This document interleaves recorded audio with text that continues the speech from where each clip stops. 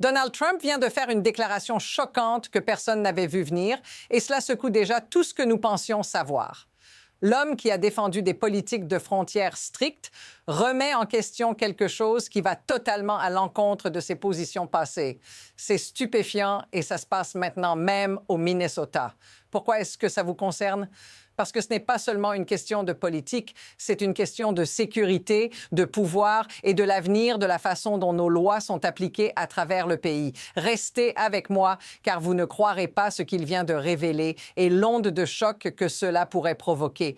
Est-ce le début d'un changement majeur ou tout cela risque-t-il de partir en vrille? Ce n'est pas un incident isolé.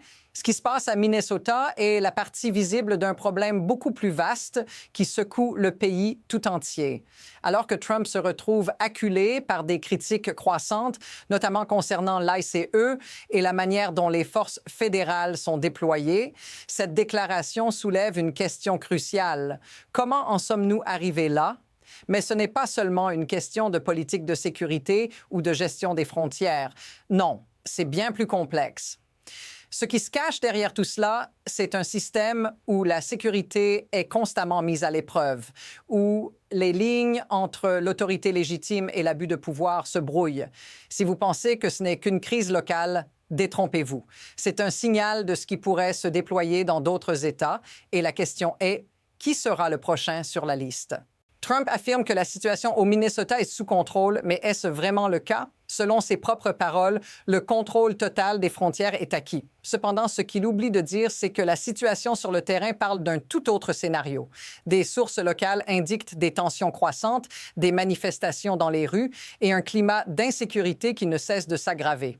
Et ce n'est pas juste une question de politique, c'est une question de vies humaines. La question qui se pose maintenant, c'est comment un gouvernement censé protéger ses citoyens peut-il fermer les yeux sur ce genre de crise en pleine expansion? Ne manquez pas ce détail. Il semble que ce soit plus une bataille de communication qu'une véritable solution. Mais pourquoi cette stratégie de dissimulation semble-t-elle si courante dans la gestion de crise? La situation ne fait que se détériorer. Ce qui était au départ une simple déviation dans la gestion des frontières est devenu un véritable champ de bataille politique avec des conséquences humaines dévastatrices.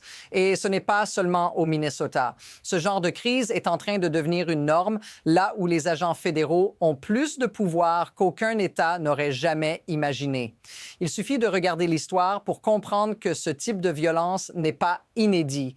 Mais le fait que ce genre d'incident deviennent habituels dans une démocratie stable devrait en soi être une alarme.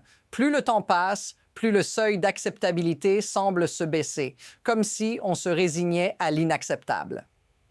Les actions du gouvernement fédéral ne montrent aucune volonté de revenir en arrière et chaque jour qui passe renforce la conviction que ce qui est en jeu dépasse largement les frontières du Minnesota. Si cela continue, il n'y a plus de retour possible.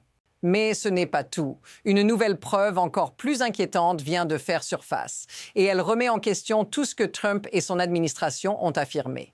Ce n'est pas seulement une question de contrôle des frontières, c'est une question de manipulation politique à grande échelle. Les déclarations de Trump sont en contradiction flagrante avec les actions concrètes sur le terrain. Des agents fédéraux continuent d'agir de manière agressive, tandis que l'administration semble les défendre à tout prix, comme si l'issue de cette crise n'avait aucune importance. Mais voici ce qui change tout. Si on continue sur cette voie, la crédibilité du gouvernement tout entier est en jeu. À un moment donné, la vérité finit par éclater et ce moment est en train d'arriver. Les mensonges s'accumulent et les conséquences sur la société sont de plus en plus graves. Le grand public commence à voir à quel point les actions du gouvernement sont déconnectées de la réalité du terrain. Ce n'est pas une situation isolée, mais une série de développements qui viennent s'ajouter à une crise de plus en plus incontrôlable. En moins de 48 heures, plusieurs événements dramatiques ont eu lieu.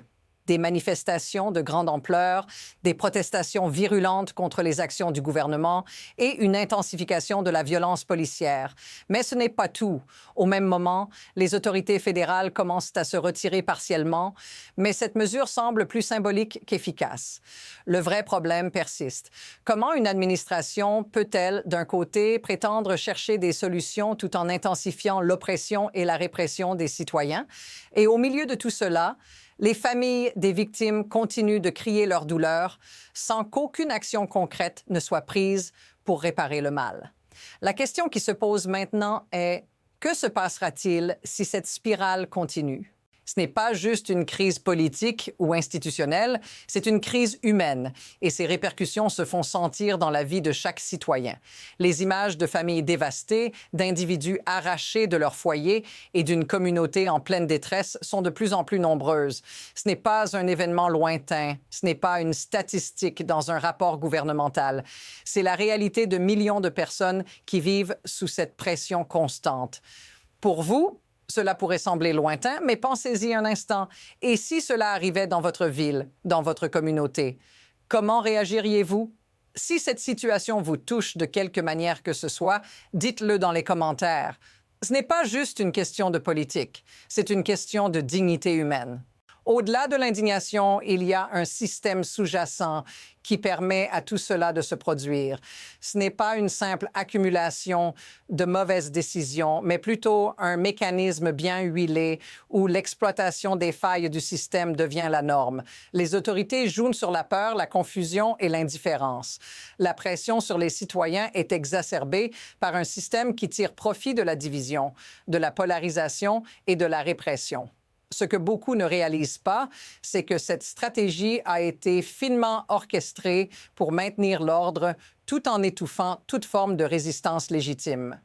La manière dont les crises sont gérées par les élites politiques et gouvernementales soulève des questions sur la véritable nature du pouvoir dans ce pays. Ce qui se passe à Minnesota, loin d'être une anomalie, pourrait bien être le début d'une tendance plus large à l'échelle nationale. Et voici l'idée perturbante. Ce n'est pas un accident, c'est un choix. À ce stade, l'incertitude règne sur l'avenir immédiat. Il y a deux directions possibles, mais aucune d'elles ne semble prometteuse. D'un côté, nous pourrions voir une intensification de la répression avec des agents fédéraux renforçant leur emprise sur des États comme le Minnesota dans une tentative de maintenir le contrôle. Mais cela pourrait mener à une situation encore plus explosive avec davantage de violence et de révolte dans les rues. De l'autre côté, peut-être que l'administration décidera de prendre du recul, espérant apaiser les tensions avant les élections à venir. Mais une telle décision risque de montrer à quel point le gouvernement est désorienté, incapable de gérer une crise qui ne cesse de croître.